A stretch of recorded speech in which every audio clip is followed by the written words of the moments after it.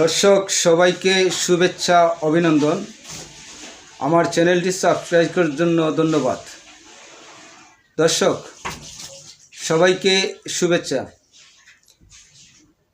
ইরানে এখন বাপ ডাকাইয়া ছাড়তেছে আমেরিকা, ইসরায়েল, এই ইহুদিগুলাদেরকে এখন আব্বা আব্বা ডাকাইতেছে। বিষয়টা হচ্ছে ইরান সামরিকভাবে যে কি পরিমাণ শক্তিশালী ছিল আমেরিকা ইসরায়েল অনুধাবন করতে পারে নাই। আজকে ইরান বলতে গেলে তার আশপাশের দেশ, যে তার প্রতিবেশী রাষ্ট্র কুয়েত, সৌদি আরব, ইরান, জর্দান, এই সমস্ত যে দেশগুলো আছে এগুলাকে এখন 100 বার আব্বা ডাকাইতেছে। এর কারণটা আমি বলে দিই। ইরান কি পরিমাণ সামরিকভাবে যে শক্তিশালী আজকে ইসরায়েল এবং আমেরিকা বুঝতে পারছে।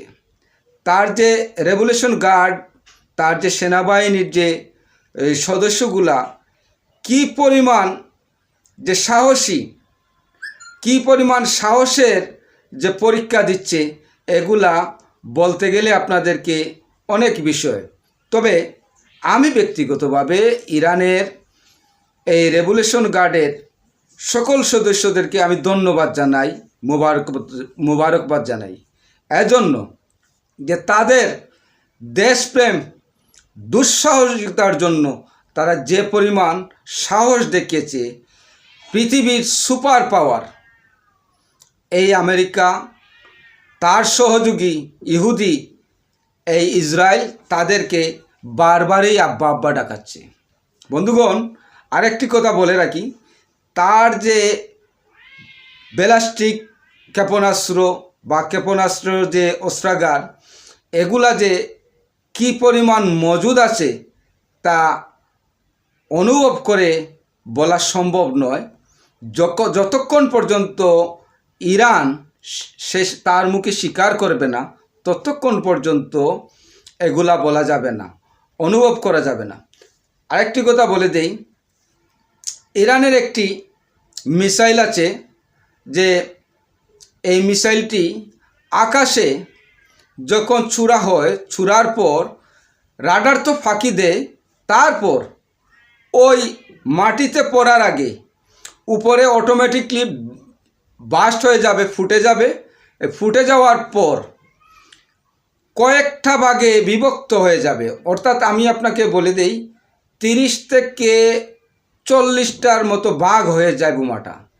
এখন নিচ থেকে যখন এই আয়রন ডুম দিয়ে যখন বোমাটা নামানোর জন্য চেষ্টা করা হয় বা ধ্বংস করা হয়, তখন আসল কোনটা আর নকল কোনটা তখন বোঝা যায় না। সেই হচ্ছে পৃথিবীর বুকে সবচাইতে অত্যাধুনিক এই ক্ষেপণাস্ত্র, যা রাডারকে ধোঁকা দিতে পারে এবং নিচে সৈনিকদেরকেও ধোঁকা দিতে পারে। আরেকটা বিষয়, যে ক্ষেপণাস্ত্র আরেকটি ক্ষেপণাস্ত্র তৈরি করেছে হাইপারসোনিক, এই হাইপারসোনিক বোমাটি শব্দের চাইতে 50 গুণ বেশি, শব্দের চাইতে 50 গুণ বেশি স্পিডে যায়।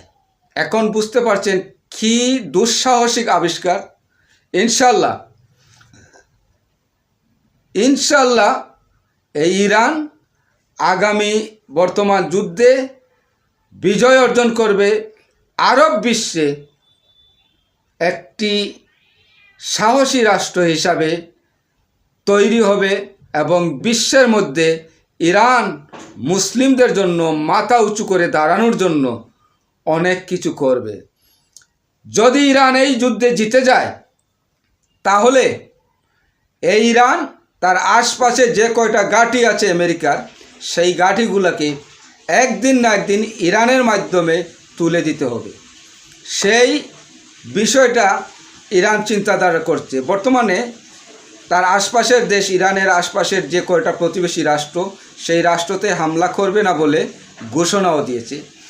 এবং যদি ওই রাষ্ট্রগুলোকে তারা ঘোষণা দিচ্ছে এভাবে, ওই রাষ্ট্র থেকে যেন কোনো হামলা না হয়, যদি হামলা হয় ইরানের উপর ওই প্রতিবেশী রাষ্ট্রদের উপর থেকে, তাহলে ইরান পাল্টা আঘাত করবে প্রতিবেশী রাষ্ট্রের উপর। সেই শর্তে তারা প্রতিবেশী রাষ্ট্রের উপর হামলা বন্ধ রেখেছে। শুধুমাত্র ইসরায়েল এবং আমেরিকার উপর হামলাটি অব্যাহত থাকবে, সেই ঘোষণা দিয়েছেন ইরানের প্রেসিডেন্ট পেজেশকি। বন্ধুগণ, আজকে এই পর্যন্ত। পাশে থাকুন, চ্যানেলটির সাথে থাকুন।